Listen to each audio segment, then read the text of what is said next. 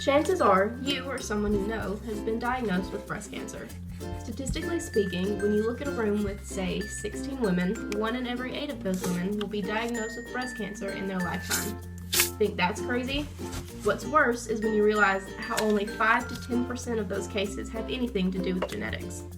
Personally, I have had 3 members of my family diagnosed with breast cancer, 2 of which were my mother and my grandmother. But neither my mother nor I carry the BRCA1 or 2 gene. How does this happen?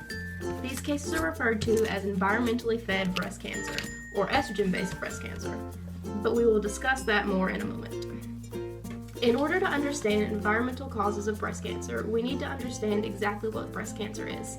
Breast cancer develops in the tissues of the breast, either in the tubes that carry milk, ductal carcinoma, or in the lobules that create the milk, lobular carcinoma, causing a tumor in the area.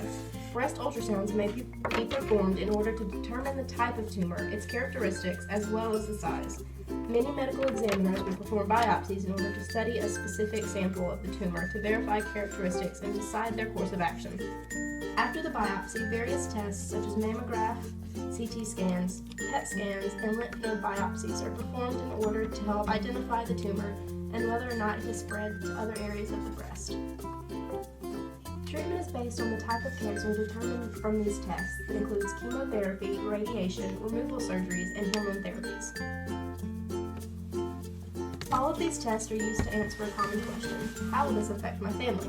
Many people are worried about the future of their loved ones, especially biological children.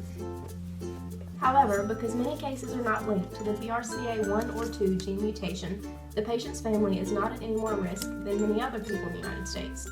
That's good news, right? Not necessarily. As I touched on in the beginning of this video, 90% of breast cancer cases are caused by environmental factors, meaning that it can happen to anyone at any time. These environmental causes can range anywhere from hormone therapies and radiation exposure to simply having naturally high estrogen levels in the body. The most common of these causes is the regulatory hormone called estrogen. Estrogen is found naturally throughout the body and is considered very beneficial when found in moderation. It's the abundance of this hormone that causes cancerous tumors to form in the body. Usually, estrogen acts as a regulatory hormone which aids in the homeostasis of the bodies of women, especially when they are going through menopause. This is why many pharmaceutical companies will create medicines containing estrogen, allowing for the ease of symptoms such as hot flashes and weight gain during menopause. However, high estrogen levels can go unnoticed by many women, which contribute to the blind use of estrogen products in everyday life, causing a large surplus of estrogen, and which can easily lead to tumor growth. Other medications, such as some forms of birth control, motherhood aids, and sleeping aids which contain estrogen, are usually taken daily for an extended period of time, causing a significant increase in the risk of developing breast cancer. Although some aspects of breast cancer are out of human control, such as a natural surplus of estrogen, there are some manageable lifestyle choices which increase the risk of developing breast cancer. Obesity is a common problem in the United States. According to the National Health Survey, 26% of U.S. adults, or about 34 million people aged 20 to 75 years, are overweight. This causes issues because obesity in women puts them at higher risk of developing breast cancer due to the fact that obese women produce more estrogen than those of a healthy size. Although the link between the use of alcohol and breast cancer is uncertain, it is recommended to follow a limit of 1 drink a day, considering the possible risk factors. Other voluntary actions, such as childbearing over the age of 40 and having voluntary or unneeded hormone replacement therapies and radiation exposure, also greatly increase the chance of developing.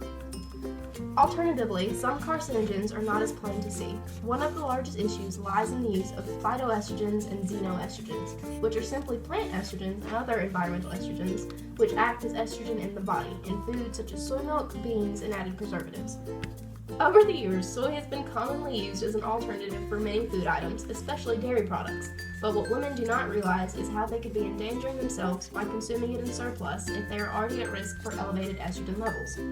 Knowing what foods contain items such as soy or preservatives such as BHT can greatly decrease individual risk, allowing women to have more control over their bodies. The question now is if lifetime exposure to common medications such as birth control can put an individual at greater risk for developing cancer. Why are they not being warned? Warnings are abundant on common carcinogens like cigarettes, which clearly state how the use of the product can negatively affect the consumer. However, these estrogen-based medications and treatments give little or no information about the risks they entail. These medications are sold and packaged to be appealing to women during common life situations, yet they may only contain a single statement on an unread information booklet about the grave consequences the product could bring. Environmentally fed breast cancer is entirely too common for women to not understand the everyday carcinogens they are being exposed to. However, we find a problem when we see how the advertisement of this link between certain products and breast cancer could lead to a significant decrease in the use of the product, and therefore a specific company's profits. This presents a new issue.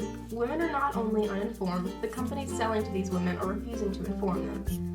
A similar situation was presented when tobacco companies were forced to put warning labels on their products in order to inform consumers of the health implications. According to the Institute of Medicine, restrictions on package labeling are critical to ensuring that smokers are adequately informed about the risks of smoking. So, why are warning labels on cigarettes considered public health education, when warning labels on estrogen-containing products are deemed unnecessary? Yes, unlike cigarettes, estrogen-based products are actually capable of helping the consumer. However, warning labels should still be put into use to ensure public knowledge of the harm they could do, allowing for proper research and thought to be put into the decision to use of the product. Ultimately, the goal of this is to show how, with proper education and medical consultation, women could greatly decrease their risk of developing breast cancer because they would begin to understand what puts them at risk and what is acceptable for them to consume. Thanks for watching. If you learned something new from this video, feel free to share it with your friends to spread the word.